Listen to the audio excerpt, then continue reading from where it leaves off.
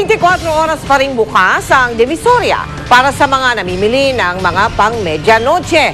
Mabenta syempre yung mga bilog na prutas kahit tumaas na ang presyo. Nakatutok doon live si Sherry Ann Torres. Sherry Ann? Yes, Mel, maghapon na umambon sa kahabaan ng Binondo, gayon din dito sa Divisoria. Pero yung mga kababayan natin na naghahanda talaga para sa pagsalubong nila sa bagong taon, tumuloy pa rin ang pagpunta dito kahit pa tumaas na ng 5 piso ang ilan sa mga presyo ng prutas dito. Tumaas na naman ang presyo ng ilang mga bilog na prutas dito sa Divisoria. Ang 3 pirasong medium size na Fuji apple, peras at orange, 3.50 o mahigit 16 pesos ang isa. Ang singkamas na nabibili ng bungkos, ngayon per piraso na ang bentahan. Ang isang malaking singkamas na nasa 30 at 20 pesos naman ang medium. Ang maliit na honeydew nasa 20 pesos pa rin isa. Ang kiat-kiat naman na nasa 80 pesos na kada kilo ang bentahan. Mas mahal ng 10 piso sa presyo kanina. Ang ubas nasa 140 pesos ang kada kilo. Nasa 25 pesos naman ang kalahating kilo ng chiko. Pero ang lansones na 60 pesos kada kilo ngayon, papalo na raw sa 80 pesos bukas. Mahal din naman po yung pakyaw namin, ganun yung kuha namin. Pag ganito po talagang bagong taon, lahat po talaga ng prutas tumataas. Pero okay lang daw ito sa mga nais mabuo ang 12, 13 o kahit 15 pang klase ng prutas sa pagsalubong sa bagong taon. Mga bilog-bilog talaga lahat. Kompleto ako. Sa mga mga papaswerte. Prominente na rin ang display ng mga paputok sa mga bangketa ng Divisoria. Pero sa gitna ng bentahan, nakumpiska naman nila pulis ang ilang ipinagbabawal na paputok tulad ng piccolo at plapla. Ang mga ingay naman ng mga turotot dito sapat na para maengganyo ang mga taong lumapit at bumili. Patok ang mga plastic na turotot na ito na gawa sa China. May turotot din para sa mga tamad umihip tulad nito. Dahil sa mga imported na turotot na to, halos langawin naman ang mga turotot na gawa sa karton. Kaya ang tinderang ito, 20 pesos na lang ang benta sa sanay 30 pesos niyang produkto. Nakasama rin daw sa kanyang negosyo ang pagkalunok ng pito ng turotot ng 2 bata. Wala, natalo talaga dito sa mga gawang China. Nakabili na kasi ako niyan bago nabalitaan yung may nakalunok na batang pito eh. Kasi dapat ito, hindi pa dapat ito pipito sa mga batang ganito kalaki. Dapat mga 10 years hanggang pataas. Sa gitna ng abalang araw sa Divisoria, nakasakote ang MPD ng 2 kargador na nagtakas ng 20 kahon ng prutas ng isang negosyanteng umupa sa kanila para magbuhat na nabiling prutas. Na-recover ang mga itinakbong prutas sa Parola Compound. Yun nga lang, 6 na kahon na lang ang natira. Naitakbo na raw kasi ng ibang kasama ng mga suspect na sila Juanito at Joseph Lerios ang ibang kahon. Hirap na rin po ng buhay. Huwag kagad magtiwala sa mga lalapit sa kanila at magsasabi na sila yung tutulong. Mel, gaya nga na sinabi mo kanina, karamihan ng mga nagtitinda ngayon dito, lalo na yung mga street vendors, ay 24 oras na nagsasagawa ng kanilang pagtitinda dito. Medyo humupa na, Mel, yung bentahan dito sa mga pang regalo o yung mga damit na nung Pasko ay talagang pumatok. Pero masasabi natin, Mel, na hanggang ngayon ay punong-puno pa rin ang mga tao dito sa Divisoria. At kung maririnig mo itong ating background, ito ay mistulang may Battle of the Turotot dito dahil talagang todo talaga ang promosyon at pag-aalok ng mga vendor dito ng kani-kanilang turotot. Mel? Maraming salamat sa iyo, Sherry Ann Torres. Katatanggap lang po namin ang balitang ito mula 30 pesos.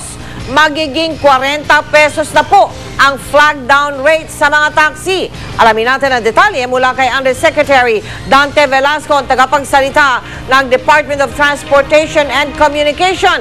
Magandang gabi po sa inyo, Yusek Velasco. Magandang gabi naman. Sir, kailan po ipatutupad yung dagdag singil? Ang ang timetable niyan after publication, 15 days after publication ipapatupad yan. Within January, palagay ko, dahil na-approve to ng LTFRB board noong December 23. No?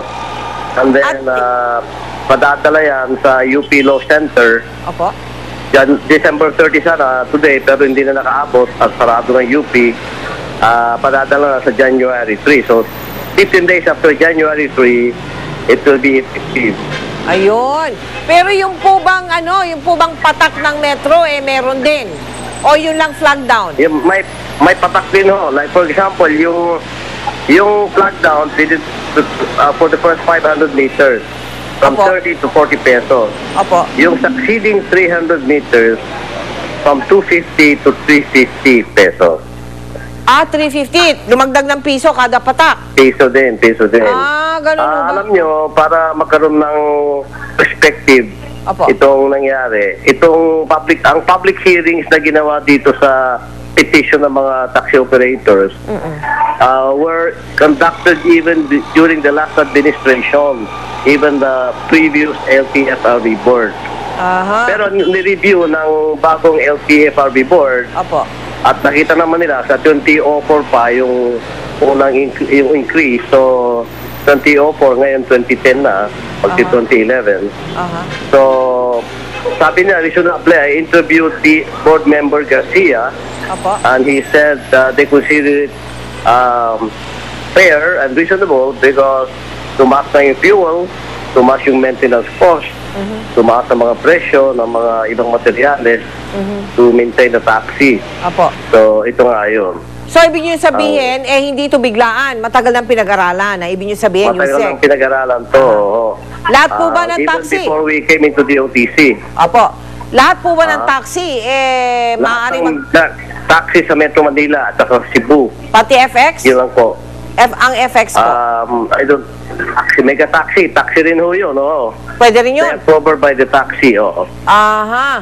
So, paano po yung mga bus kaya? Mga jeep? Boss, nilinaw ko rin yan. Hindi kasamang bus at saka hindi kasamang mga jeep. Taxi lang yung mga taxi operators. Patagal na nilang petition to. So, Opo. inaprubahan na. Pero idadagdag ko na nakuha ko rin si Secretary De Jesus. Ngayon, tinawagan ko siya. Opo. If it is possible to appeal the decision of the LTFRB board. Aha. Sabi naman ni Secretary, pwede namang i-appeal. Okay. So it can be reviewed also by the Secretary right after the New Year. Sino po ang mag-a-appeal? Yusek, sino mag-a-appeal niyan? The interested parties, the interested parties who would be affected by the increase of the taxi rate can appeal. Mga oppositor na Opo. oppositor na no. So they can actually appeal it for reasonableness. So, pwede And then it will be nating reviewed by the Secretary. antabayanan yan. Ano po? Maraming salamat po sa inyo, DOTC spokesman Dante Velasco. Ilan pang mga batang isinugod sa mga ospital ay nadamay lang dahil sa pagpapaputok ng iba. Kaya paalala po muli sa mga magulang, bantayan po ang inyong mga anak. Pasintabi lang sa mga naghahapunan, maselan ang ilang video na aming ipapakita. Nakatutok si Tina Panganiban Perez. Hindi nagpapaputok ang 5 taong gulang na si Martin Jeff Austria pero siyang isinugod sa ospital. Ang kaliwang mata ni Martin nasabugan ng lusis ng isa niyang kalaro. Si Fahad naman sugatan sa 5-star na pinaputok ng isang lalaki. Hindi naman inakala ng ina ni Justine na malalagay sa panganib ang 5 taong gulang na anak sa kanilang bakasyon sa Quezon City galing Quezon Province. Naoperahan sa mata si Justine matapos masugatan ng isang baong pinantaklob sa sinindihang Piccolo. Napadaan lang daw ang kanyang anak nang may magpaputok. Tumakbo po siya paloob, di yun na lang ang yung mata niya, inano niya. Bigla niyang iyak siya ng iyak. Siya pala, naputokan siya.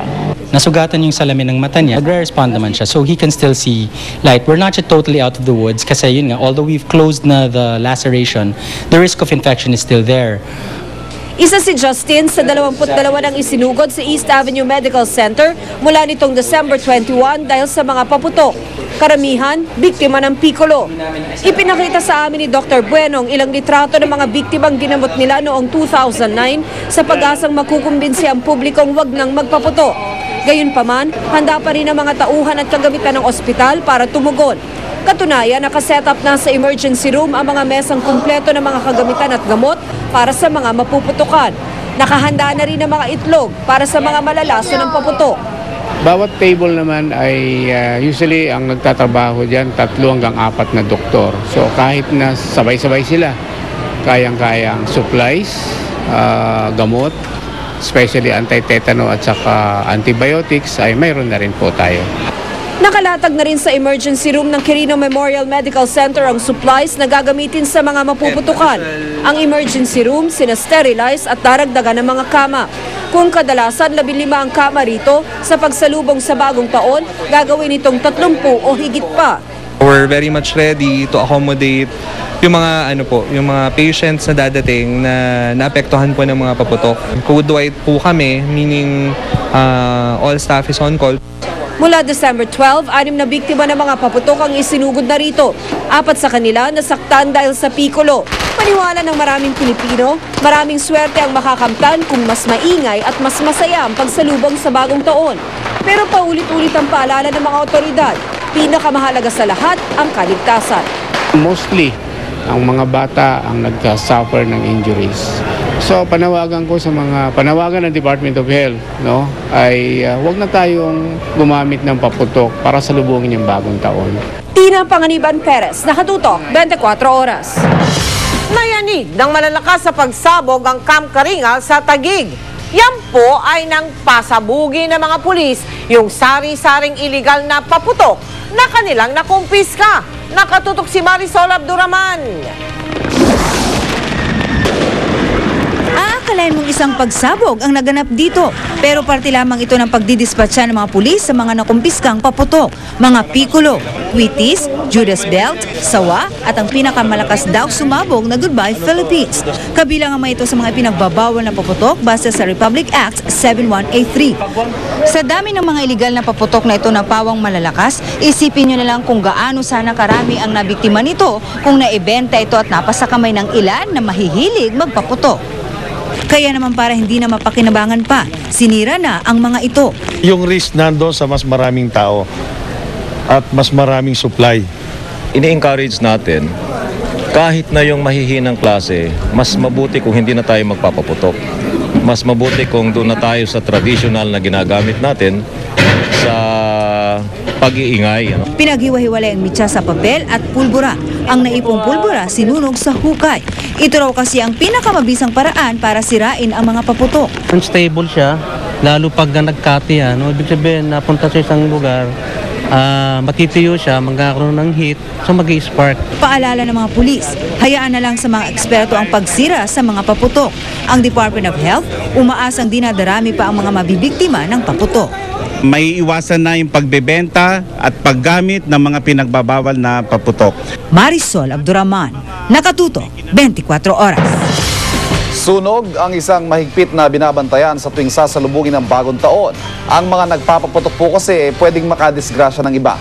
Kaya kung hindi kayo papipigil, maging responsable naman po tayo mga kapuso.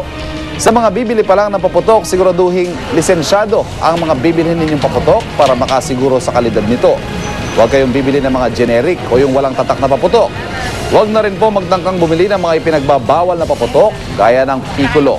Sa mga nagtitinda naman ng paputok, maglaan ng imbaka ng paninda. Dapat po ihiwalay ang mga ito sa tindahan kung saan nakadisplay ang mismong mga paputok. At sa mismong araw ng putukan, sa mga ligtas sa lugar lamang magsindi ng paputok at huwag na huwag pong magsisindi sa loob ng inyong tahanan. Siguraduhin malawak ang lugar kung saan sisindihan ang mga lumilipad na paputok. Iwasan ang mga kable ng kuryente. Huwag ding pabayaan ang mga bata na maglaro ng paputok. At kapag tapos na magpaputok, buhusan ng tubig ang mga nagamit ng paputok para matiyak na hindi na ito puputok ulit. Isa pang mahalagang paalala, yung mga nakainom po umiwas na sa pagpapaputok.